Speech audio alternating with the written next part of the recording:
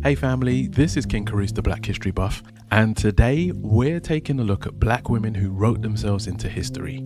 Incredible women who wielded the pen like a weapon and etched their names into our hearts long before the world was ready to hear them. From the first published black woman poet to the pioneers of political speeches, these women defied the odds and demanded their voices be heard. But here's the thing. How many of us actually know their names? Well, that changes today. So let's go back to the 18th and 19th centuries when a black woman's voice wasn't just unheard in the Western world, it was considered radical and dangerous. Let's get into it. Imagine this, an enslaved girl, barely a teenager, scribbling poems by candlelight. Phyllis Wheatley, stolen from West Africa and enslaved in Boston, became the first African-American woman to publish a book of poetry in 1773. Her work wasn't just poetry, it was rebellion in verse. Her words challenged white America's hypocrisy. The very people who preached liberty were the ones holding her in chains, and yet Phyllis wrote her way into their world, impressing figures like George Washington and Benjamin Franklin. Her collection, Poems on Various Subjects, Religious and Moral, proved that a black woman could think, create, and contribute to the literary world, even in chains. But did America celebrate her? Not quite. She died in poverty, forgotten by the very society that once applauded her talent. Let's reverse this by celebrating her in the same way we celebrate and revere poets like Wordsworth and Emily Dickinson. So now, let's fast forward to the early 1800s, and enslavement is still the law of the land, and women, especially black women, are expected to stay silent.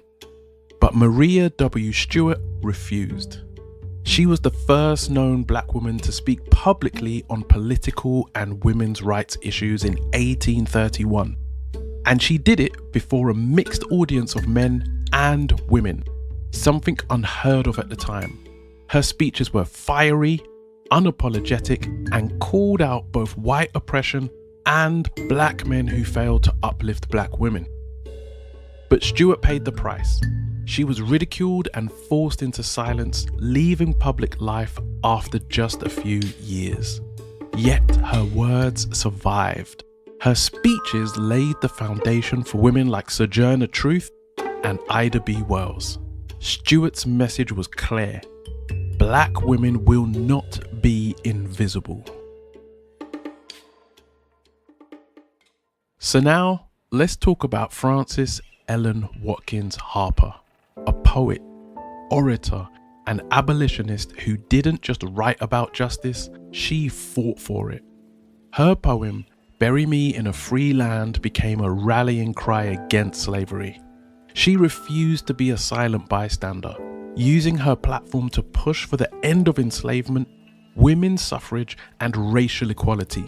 She even shared the stage with Frederick Douglass, proving that black women weren't just supporting the movement, they were leading it. And here's the most incredible thing. In 1866, she stood before the National Women's Rights Convention and told an audience full of white feminists, "We are all bound up together." She called them out for ignoring the struggles of black women, laying the groundwork for intersectional feminism long before the term even existed.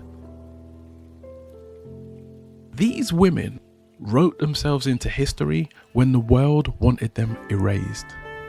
Their words challenged the hypocrisy of America's so-called democracy, and their voices still echo today. But are we listening? Next time you hear about American literature, remember Phyllis Wheatley. When we talk about the fight for women's rights, remember Maria Stewart. And when we celebrate poetry as activism, remember Frances Ellen Watkins Harper. These women were the blueprint, along with many others.